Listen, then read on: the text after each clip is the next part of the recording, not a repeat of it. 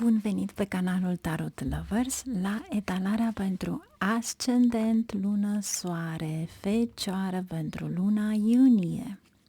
Haideți să vedem ce avem aici pentru voi, care este energia voastră și ce ar trebui să știți.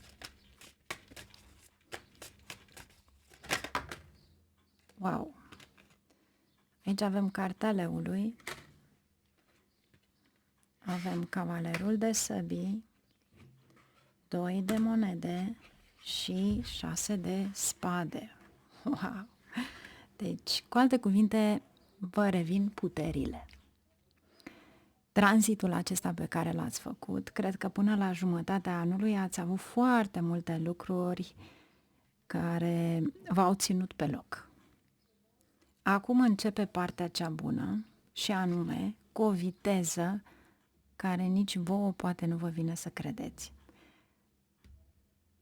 Aveți săbiile, aveți cavalerul de spade, 6 de spade și asta înseamnă că cercul tău de prieteni sau poate legăturile pe care le aveți în mass media pur și simplu se extind. Și în același timp am senzația că este o expansiune, să zicem, a carierei, o creștere constantă care va veni acum. Deci, cavalerul acesta de săbii și cartea leului o să-ți eclipsezi rivalii. O să-ți eclipsezi rivalii în sfârșit. Deci, tot ceea ce vrea să-ți spună în schimb aici este să nu alegi scurtăturile, pentru că acele scurtături te duc la un dezechilibru financiar. Alege să faci lucrurile așa cum tu vrei să le faci, pentru că vei avea mari șanse de succes și reușită. Dar aici se vede în același timp eliberarea ta din ceva care ai fost blocat de la începutul anului până acum. Iar acum mișcarea este extrem de rapidă. În prima săptămână, deci încă o carte, haideți să vedem ce avem. În prima săptămână este ceea ce spuneam un pic mai înainte. Este o creștere constantă și o creștere constantă monetară. E un fel de a spune rămâi etic, disciplinat, urmărește câștiguri pe termen lung, pentru că acest lucru îți aduce de fapt succesul. Aici este networking-ul, rețelele sociale, tranzitul pe care îl faci de la o perioadă la cealaltă, este promovarea pe care o faci, promovare care vine de fapt din partea estică, unde este leul soarele.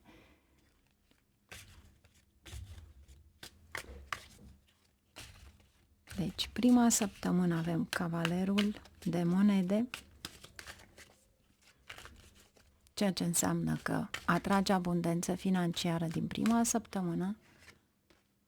A doua săptămână avem luna, a treia săptămână moartea și a patra săptămână avem roata. Este extraordinar ce etalare aveți voi aici. Să vedem ce avem aici. Pajul de bâte. Pajul acesta vă promite ceva, o abordare nouă. Transformarea respectivă poate fi ceva mistic, poate fi despre casa voastră a opta. Ceva care scoateți la suprafață, poate. Haideți să vedem ce avem aici pentru voi. Cavalerul de monede. Cine obține, de fapt, recunoaștere, stabilitate financiară dacă merge pe o creștere constantă? asul de monede și 9 de monede. Deci, Fecioarelor, ascendent, lună, soare. Dacă eventual doriți un credit pentru a cumpăra pe ceva de lungă durată, dacă doriți să faceți o investiție pentru o lungă durată, să știți că aici, de fapt, vă arată oportunitatea respectivă. Nu numai că veți câștiga la începutul acestei luni bani, e acea satisfacție financiară prin care tu poate îți plătești datoriile sau blocajele pe care le-ai avut. Aici este o extindere a afacerilor. Poate că ești promovat la locul de muncă. Aici ți se oferă o oportunitate de a investi în ceva. Deci, cu siguranță, din prima săptămână, cariera ta va primi un impuls. Iar aici veniturile tale încep să se stabilizeze. Dar, eventual, cei care își doresc un împrumut, veți obține cu ușurință banii în propriile condiții. Alegeți ziua, această zi se alege astrologic, momentul pentru a avea un succes extraordinar în momentul în care mergi în fața băncii, a personalului respectiv de a fi ajutat.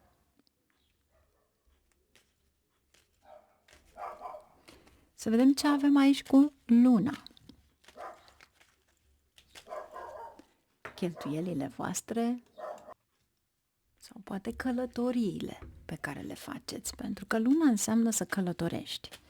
Și aici este o lecție foarte frumoasă în astrologie, în momentul în care vezi poziționarea lunii și a lui Venus pe harta unei persoane, pentru că îți dai seama dacă persoana respectivă va face bani sau nu va face bani. Sau va pierde toți banii pe care i-a făcut. Să vedem acum la voi ce aveți aici. Luna, lumea. Aici este cu siguranță o extindere internațională sau un plan pe care îl puneți în aplicație, dar un singur lucru am să vă spun, să nu cheltuiți excesiv pentru călătorii. Pentru că luna ține de călătorii și lumea ține de călătorii internaționale. Dacă vreți într-adevăr să vă folosiți de această energie, atunci înseamnă că ar trebui să achiziționați o proprietate imobiliară, care este de fapt o viziune pe termen lung.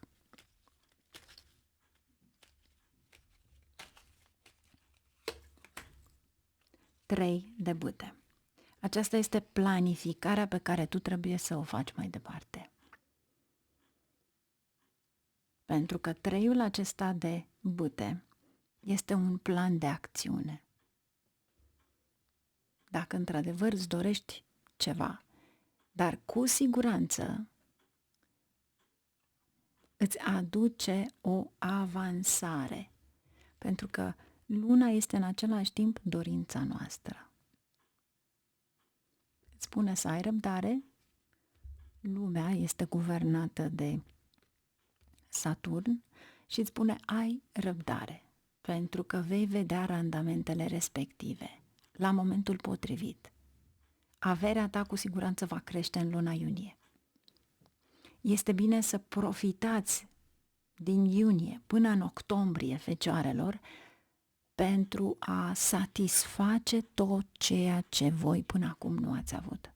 Posibil pentru unii dintre voi această transformare să fie o transformare sub forma la care veți munci mai mult ca oricând. Pentru că doriți să fiți acolo pe primul loc unde este de fapt locul vostru. Împărăteasa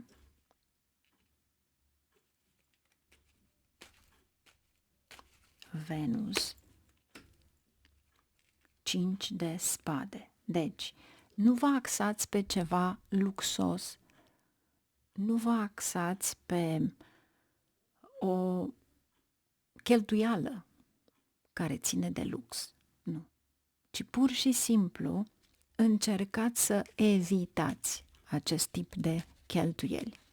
Casa 8-a este misticismul, ocultul și transformarea aceea pe care voi o faceți cu voi și aveți încredere în voi, pentru că 5-ul de spade nu este o pierdere în fața altcuiva, este o pierdere a voastră de sine. Ce trebuie să știi? 3 de spade, că ai preluat o lecție, vedeți cheltuielile de care spuneam? Și că să nu mai faci, de fapt, compromisuri pentru alții. Pentru că deja știi mult mai multe lucruri. Eu ți-aș spune aici să renunți la niște legături karmice. Că ți-ai primit lecția și lecția a fost de durată. Și o lecție care a durat destul de mult. Aici îți spune, de fapt, validarea emoțională pe care tu trebuie să o ai pentru tine. Pentru a putea să transformi tot ce este frustrare în viața ta în ceva frumos. În a avea un partener serios, matur, în care poți să-ți pui, de fapt, toată încrederea.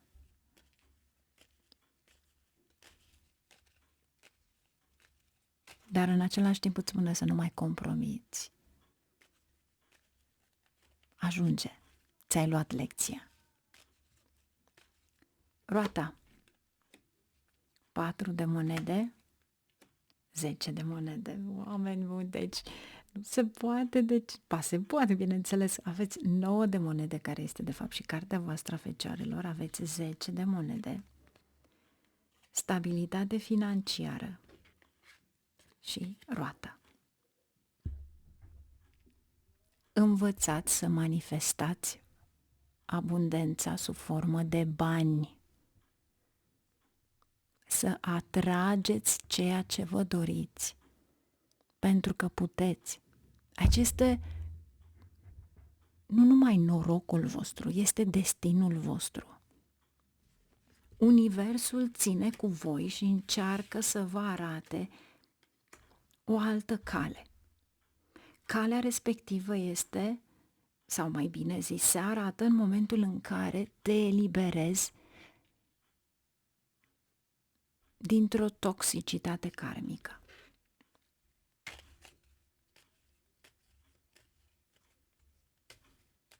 Care este acea eliberare? În urma căruia avem acest 10 de monede cu roata. Care este? Regele de cupe. Pasiunea și afecțiunea ta față de soțul, soția ta, îți aduce de fapt o perioadă în care poți să comunici, în care vă puteți ajuta reciproc, în care vindecați, să zicem, ceva din viața voastră. Pentru că iubirea este durabilă în momentul în care comunici cu celălalt, în momentul în care te susții cu celălalt.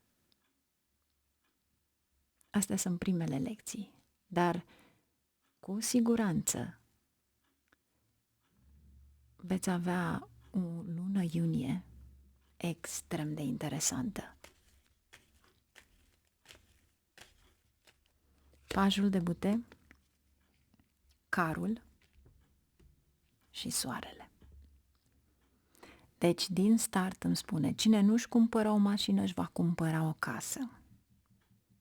Aici este prezent un imobil.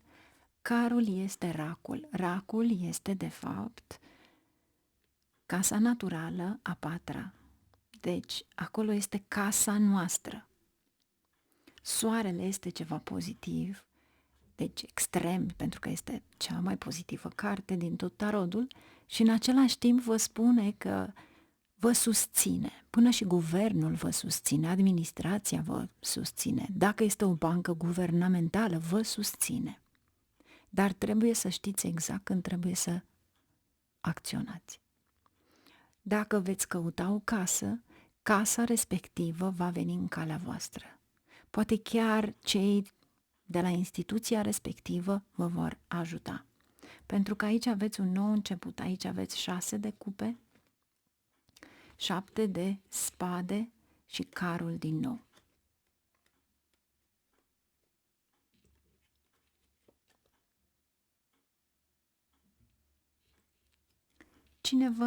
Cineva vă dă de o veste cu privința acelei case. 7-le acesta de spade este felul în care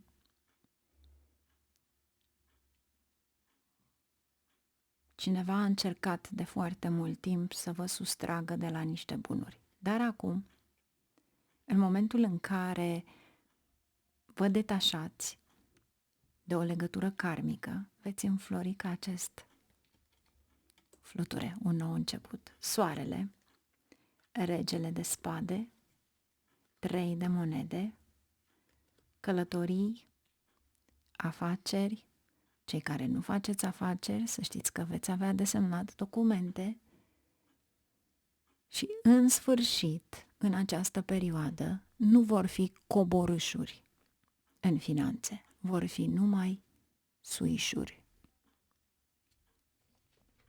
Fecioarelor, este ceva extraordinar ce se întâmplă în viața voastră din iunie, pe temă de carieră, expansiune, victorie în competiții. Deci, acum este momentul în care începe să se reabiliteze, să vă găsiți echilibrul și puterea de sine.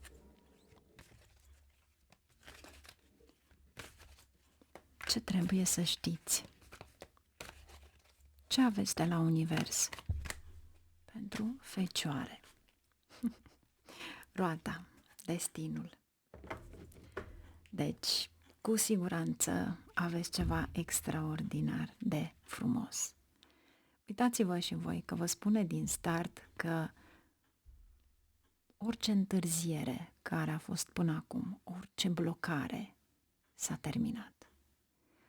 Acum este mult noroc. Ori vă cumpărați o mașină, ori plecați într-o călătorie, ori mai bine vă cumpărați ceva care este stabil. Pentru că asta se vede aici.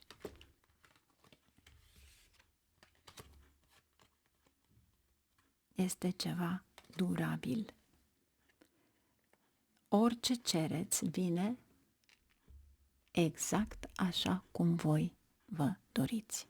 Nu uitați că aveți și soarele, aveți și luna. Ceea ce înseamnă că ambele energii se îmbină în favoarea voastră pentru destinul vostru. Aveți de 2 ori roata. Iar aici aveți prințesa de iarnă. Încearcă să fii puțin diplomatică, pentru că aici nu ești.